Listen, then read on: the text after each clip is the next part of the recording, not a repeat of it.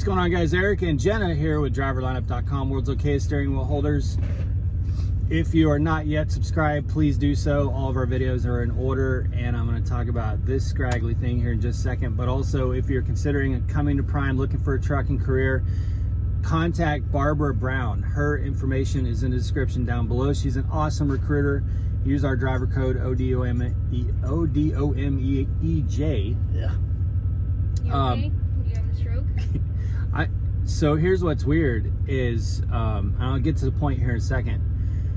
I slept so hard this morning that Jenna did 240-ish miles, and to me, I thought it was like 20 miles. I woke up thinking, damn it, you know, here I am gonna struggle to sleep again in the truck, and we were almost to our 90. So I was so confused. I slept so good, and then we dropped off that load, and then went and slept for a couple more hours. So this is one of those rare days where I'm like ready for a 600, like I'm pumped and ready for a 600-mile drive tonight. But yes, as you can see here, beard's sticking out a little bit. So if you go back 2 videos, we're doing back to beard.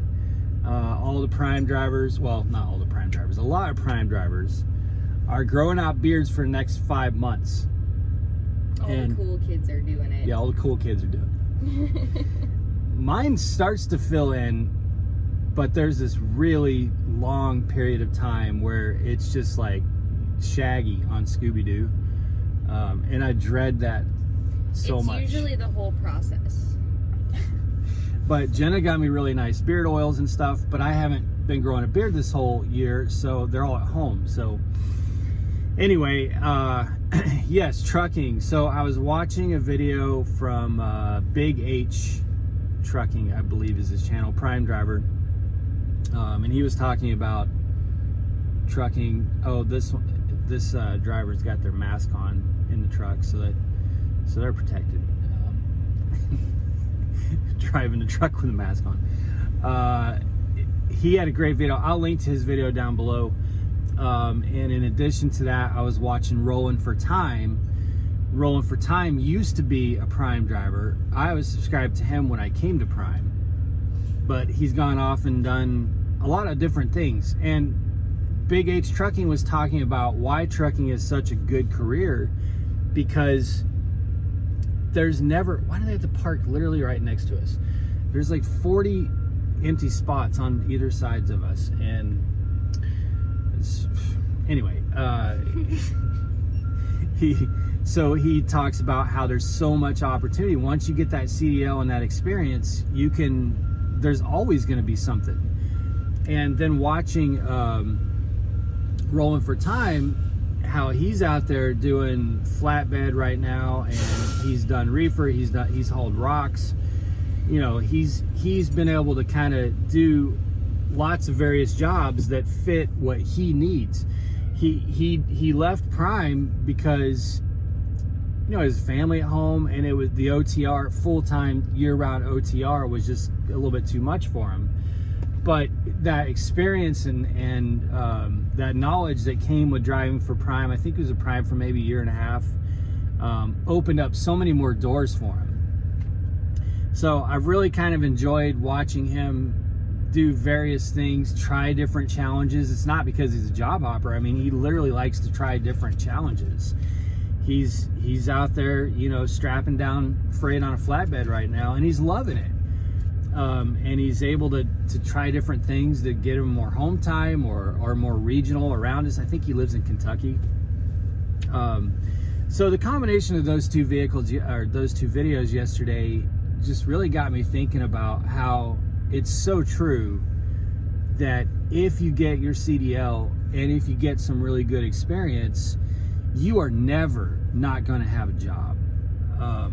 There is, like, it was, I don't want to say what state we're in because we're in an undisclosed location right now, but we're on a Fight Club load, so we can't really talk about it. But in this state, and probably several other states right now, there's signs everywhere hiring snowplow drivers, which I think would be a super fun job. Dangerous, but I think that would be a really cool job. Is it really dangerous though?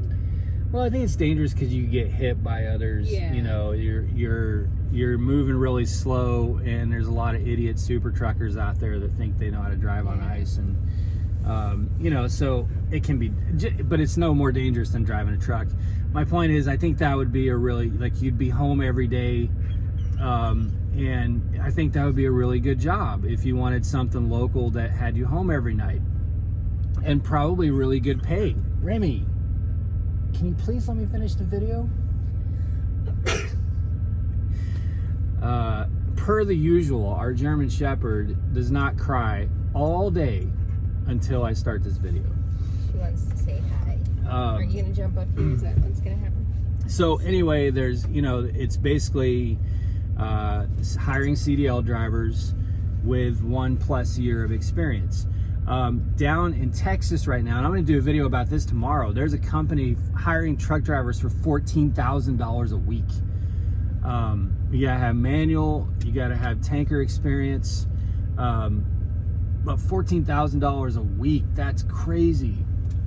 And it's basically hauling fracking sand.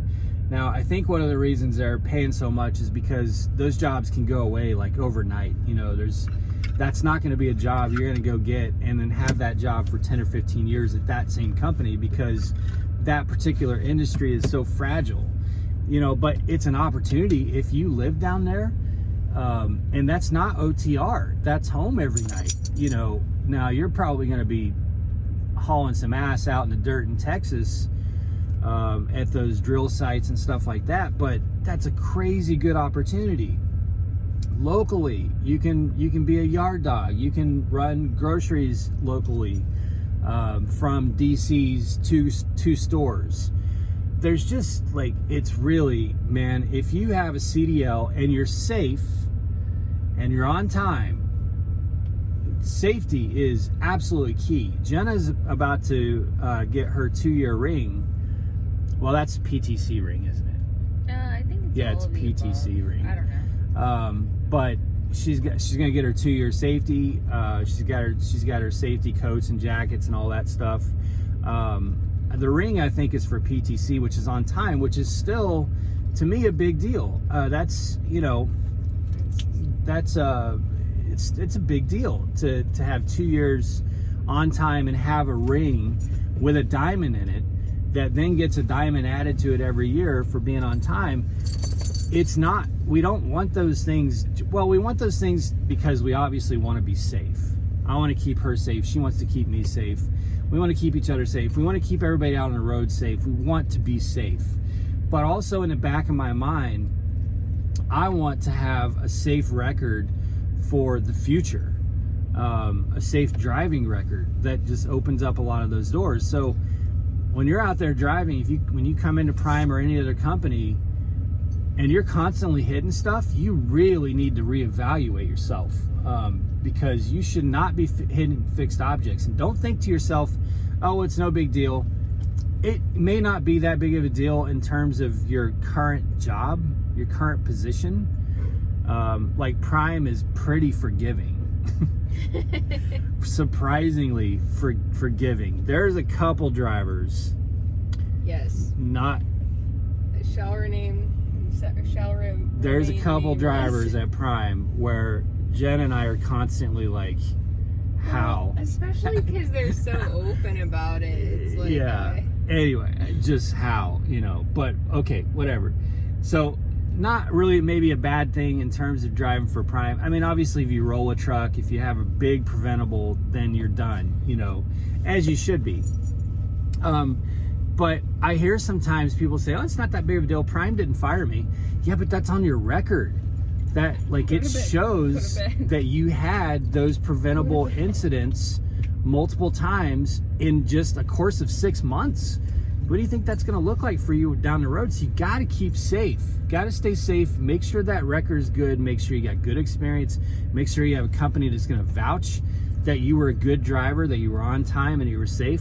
And if you can accomplish those things, man, there's no, it's seemingly, I know it's finite, but it's seemingly infinite. Like the coolest listing we ever saw was that one for SpaceX to take like SpaceX. one of the rockets from California to Florida. like they were hiring to haul rock and parts, but they were also hiring for drivers on the pad, on the launch pad, to move stuff around the launch pad area.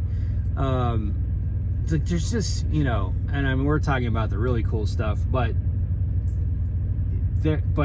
so in what Big H was talking about, I think he was responding to someone saying that trucking is high risk in terms of job security, and I cannot disagree with that more at all. For autonomous trucking, like, just so you guys, we did a podcast on this a couple months ago. Autonomous trucking is inevitable, but I don't think it's going to happen in my lifetime. And I'm talking about like no drivers on the road, just all autonomous. Like, that's crazy. That is not even remotely realistic.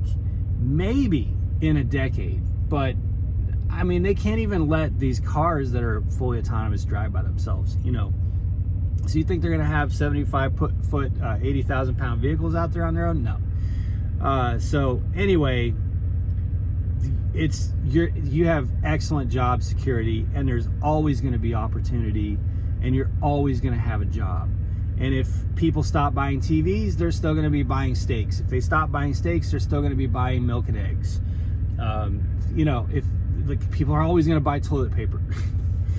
So there's just always going to be a job opportunity for you with good driving experience. And that, to me, is why, if you're looking for a career and a profession that has job security, I think truck driving is a no-brainer. And I also think that anyone who is caring about their surroundings and their record, and their profession, can do this job. I mean, Jenna's talking to drivers like every day, and the diversity of the backgrounds of the drivers is crazy.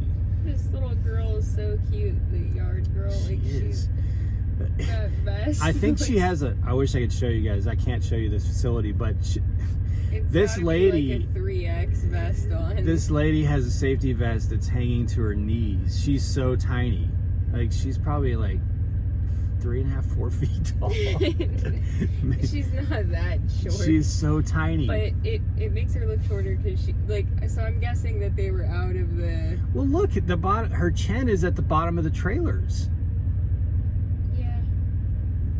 I don't know, so she's like little woman here. 4 foot something? I don't know. But, like, it looks like she borrowed, like, a friend's larger high-vis vest. That's funny. It's like a little kid wearing their dad's t-shirt. It's adorable. But anyway, we know, I mean, look at Callie's trucking adventures. She was running an RV rental business. We know people who've left, like, their dental professions. There was a rumor years ago that there was an actual rocket scientist who driving a truck was just on his bucket list, so he came to Prime and drove a truck for a year. So it's just, there's no...